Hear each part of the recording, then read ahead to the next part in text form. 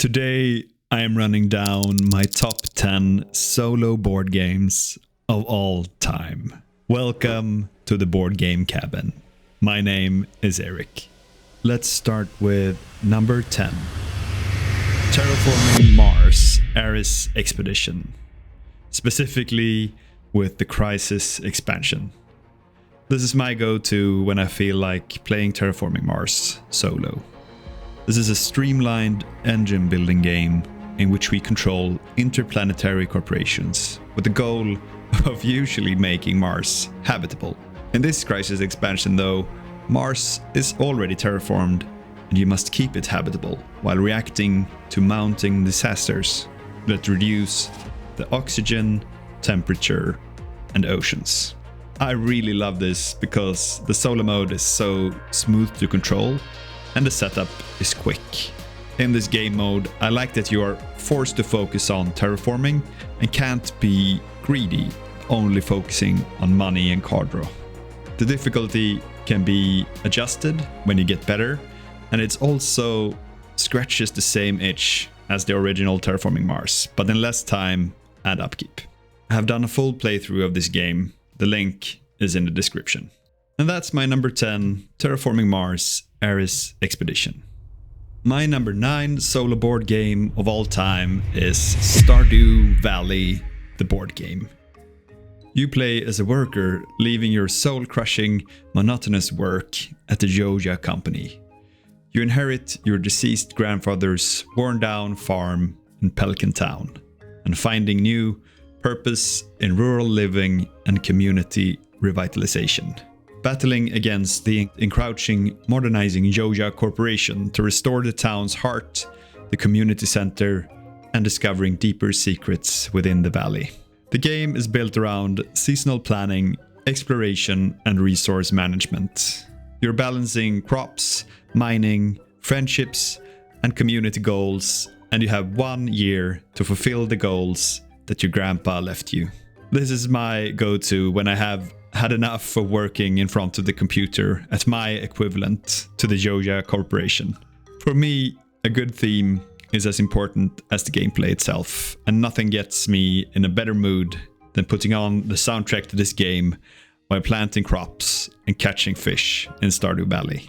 There's also a completionist version on Board Game Geek that lets you play for 3 years and complete a lot more goals. I've done a full playthrough of this game as well. I will link that in the description. And that is my number 9, Stardew Valley, the board game. My number 8 solo game of all time is Forest Shuffle, with the great solo mode that comes in the exploration expansion. This game is a compact tableau building card game about creating a thriving forest ecosystem. Trees and bushes form the foundation, while animals and plants attach in clever scoring patterns. The solo mode is a tight efficiency puzzle. Hand management and sequencing become critical as you chase scoring opportunities, but the cards you are looking for may be removed from the deck. So you can't tunnel vision a strategy from the start. You have to adapt to what cards come up in the clearing. I'm not the biggest fan of beat your own score kind of solo games, but this makes it really work with the different challenges. And there's a lot of these challenges, and you can find more fan-made on the internet if you run out. I love this game because it plays fast, has a good depth with quick setup, and high replayability. The solo bot Anna is quick and easy, so the time you spend is on your turns. It is so satisfying to see your forest grow. The combos are so thematic and fun, like mosquitoes synergizing and attracting bats, and foxes that thrive in a forest with a lot of hares. I have made a full solo playthrough of this game as well, and I put a link to that in the description. And that is my number 8, Forest Shuffle. My number 7 solo board game of all time is Unstoppable. Unstoppable is a fast-paced solo roguelike deck building game focused on tactical decisions and escalating pressure. Each round forces you to adapt to threats while managing limited resources. We play as a heroic figure with cosmic potential, and the goal of Unstoppable is to defeat the boss, a world-ending menace that threatens the very way of life in our star system. So we have to train our powers, use our resources, and recruit new allies to our side. I really love deck building, but the thing I love most with this game is that you can create your own unique cards by having multiple cards in the same sleeve, overlapping each other. A unique thing that I also love about this game is that you can only draw new cards by defeating threats. You just switch the side of the defeated threat, and that is your new card in hand. This can chain abilities together, creating impressive, powerful combos that create the feeling that you truly are unstoppable. There's very little downtime, and the setup is relatively quick. The things I miss is more bosses to fight, and sometimes it takes a little time to reset all the cards after a game. But that is something I can live with. Just talking about this game now makes me want to play it. It's one of those rare solo games that feels sharp and focused every single time you play. And that is why Unstoppable is my number 7. My number 6 solo board game of all time is Civolution. Civolution is a heavy Euro-style civilization building game. You use your dice to activate actions on a huge tech tree style board, where almost every decision opens up new possibilities later in the game. And there are a lot of possibilities. The theme is honestly a bit strange. Something about a cosmic being running a final exam. But I mostly ignore that and just enjoy it as a civilization game with a fun evolutionary twist. You are guiding a society through multiple eras, shaping how your species develops. You can evolve them in unusual ways, giving them abilities like sweat glands or a giant brain. At the same time, you are developing inventions, insights, buildings, and achievements while trying to balance expansion, efficiency, and long-term planning. You can migrate into new habitats, explore the land, harvest resources, and gradually improve your action options across the main board. What I really love here is how open the game feels. It is truly a sandbox. There are many viable paths to victory, and because the setup changes so much from game to game, every session feels different. The solo bot takes a little time to learn, and setup is definitely not small. It is not the heaviest setup on this list, but it asks for some commitment before you begin. Still, once it gets going, it creates something I really enjoy. That feeling of building a civilization over time in a way that feels structured, but also very free. The possibilities almost feels endless, but the dice system limits you just enough. And honestly, my biggest complaint is that I always want the game to be longer. Yeah, just when the civilization starts becoming really interesting, the game begins to end. And I always get that classic civilization game feeling, just one more turn. And that is my number 6, Civolution. My number 5 solo board game of all time is Cascadia. Cascadia is a tile-laying puzzle about building habitats and wildlife corridors in the Pacific Northwest. Each turn is very simple. You draft one habitat tile and one animal token. But from that simple action comes a lot of interesting decisions, because you score both for how you connect your land and for how you place the different animals. And finding the best choice, one that helps both your terrain and your animal scoring at the same time, is what makes this game so satisfying. What makes this game stand out for me is how elegant it is. It's easy to teach, easy to set up, and very easy to enjoy, but it still gives you meaningful decisions every turn. Replayability is also very strong because the animal scoring cards change the puzzle every game. And the solo mode adds scenario-style goals that push you to rethink your usual patterns and placement strategies, so it stays interesting even after many plays. Setup takes less than 2 minutes, and then you have a really enjoyable 15 to 30 minute puzzle in front of you, without it ever feeling too heavy. And this is exactly the kind of game I like after a long day at work, when I want something relaxing but still engaging. There's a family variant included in the box that I play with my 5-year-old, and in this mode you just need to group the animals in the same spots, while at the same time thinking about the landscape. Kaede is a good starting point for someone who wants to try solo board gaming for the first time. It was also the very first playthrough I recorded for the channel, so if you want to see a full game, I'll link that in the description. I really love this game and I keep coming back to it. That is my number 5, Kaede. My number 4 solo game of all time is Voidfall. Voidfall is a massive space strategy game that combines Euro-style resource management with the full 4X empire building. You're expanding your influence across the galaxy, developing technologies, managing your economy, and constantly responding to new galactic threats. This is the heaviest game on the list. The setup alone can take anywhere from 1 to 2 hours, depending on the scenario and how organized you are. But for me, it is absolutely worth it. Once everything is on the table, the game delivers an epic puzzle, unlike almost anything else I have played. What makes Voidfall special is that despite its huge scale, it stays incredibly focused on decision making. Almost everything comes down to planning efficiently, understanding timing, and finding the best sequence of actions. You can sit alone for a long time thinking through a really difficult turn, and just enjoy the fact that nobody is waiting for their turn, which is honestly one of the great joys of solo gaming. And when you finally solve a really difficult situation, when everything clicks and your plan works, the feeling is fantastic.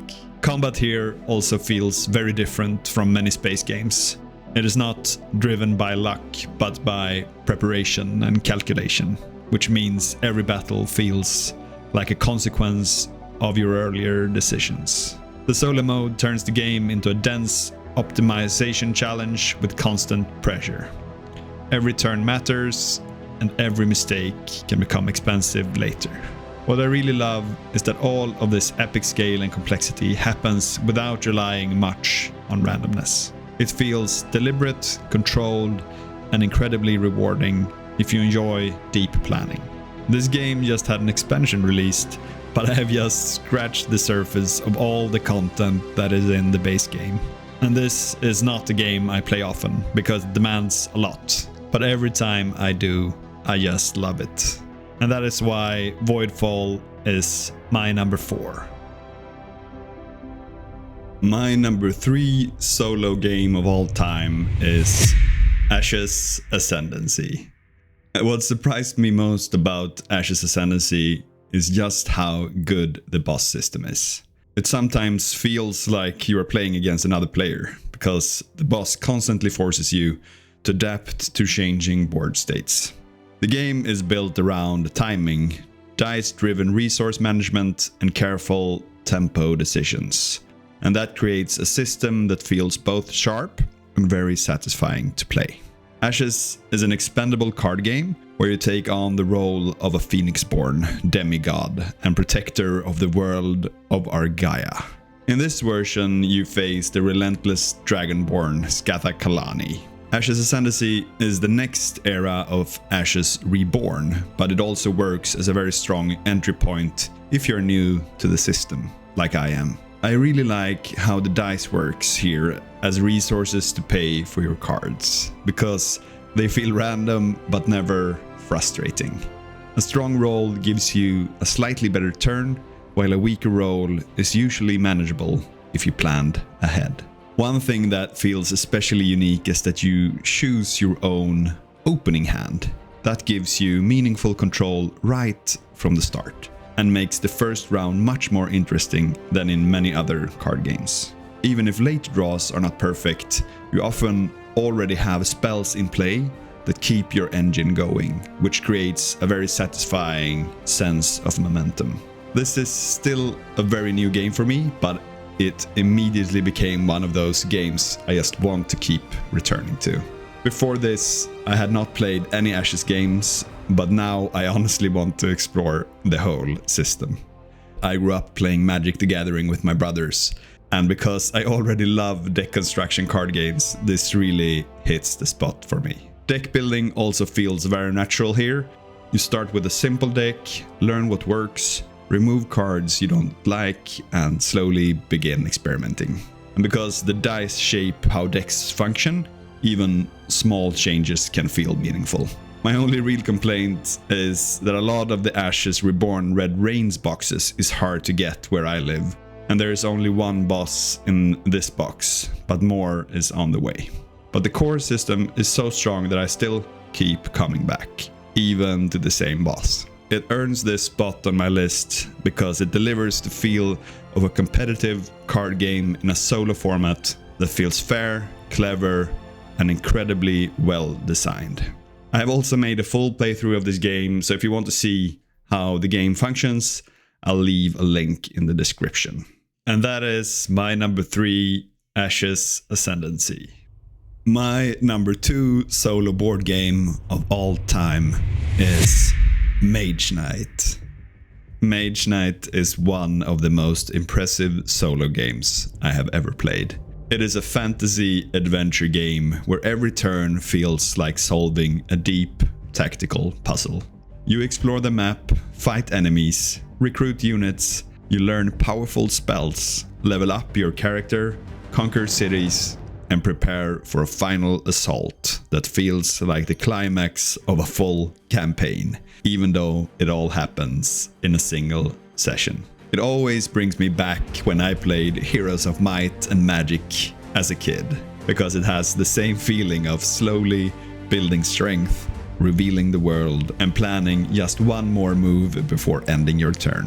What makes Mage Knight special is that almost everything is in your hands. There is randomness in what cards you draw and what enemies that appear, but once your hand is in front of you, the puzzle becomes completely yours to solve. Every card can be used in multiple ways, and every decision matters, because using one card now might mean you cannot solve something more important a few minutes later. The game constantly asks you to think ahead, combine effects, manage mana, and decide when to push forward and when to slow down. It can feel overwhelming at first because there's a lot to remember. Movement costs, enemy resistances, armor values, day and night effects, mana sources, wounds, reputation, and timing. But once everything clicks, it becomes incredibly rewarding. You start seeing possibilities everywhere, and suddenly a turn that looked impossible becomes solvable if you sequence everything correctly. That feeling is a huge part of why this game is so special. In many ways, it gives me the same feeling as Voidfall, because you can sit for a long time planning a turn without anyone waiting for you.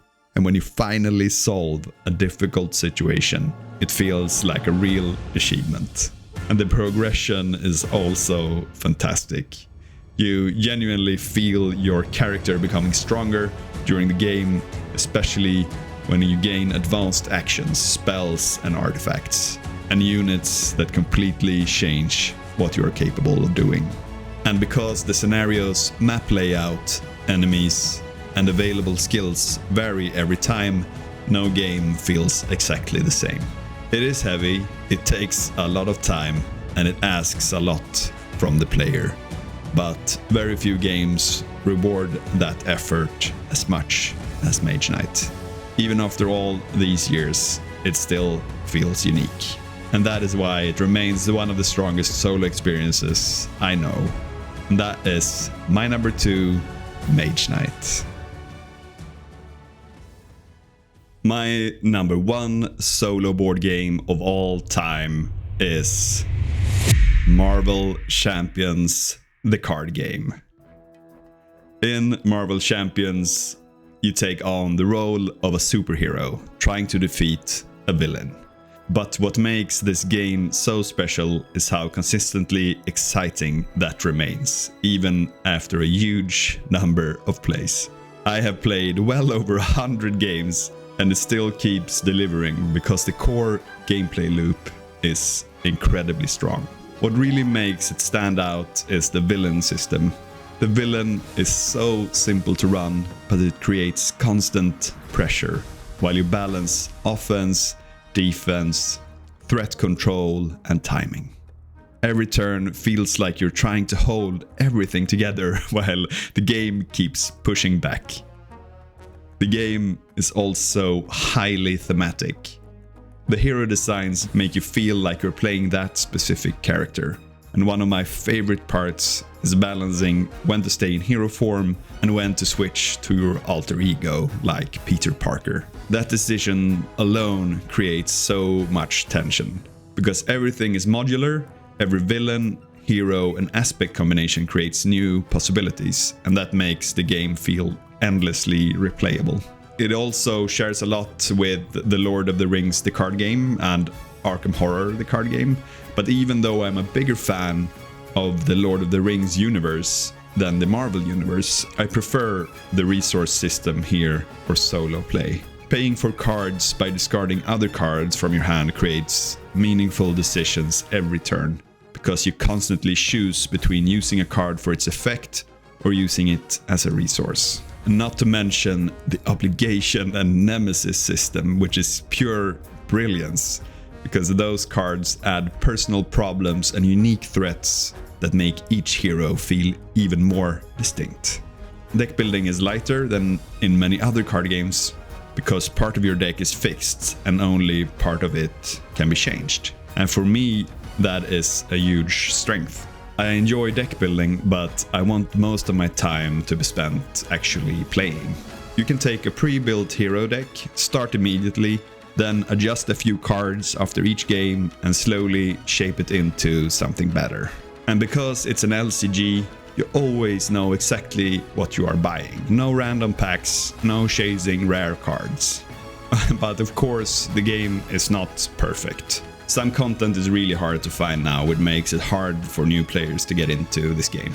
And if you really fall into this game as I have, it can become expensive very quickly. The rules can also be messy at times, and there are plenty of small interactions I learned incorrectly for a long time, and I still do a lot of rules mistakes. But the amount of content is enormous.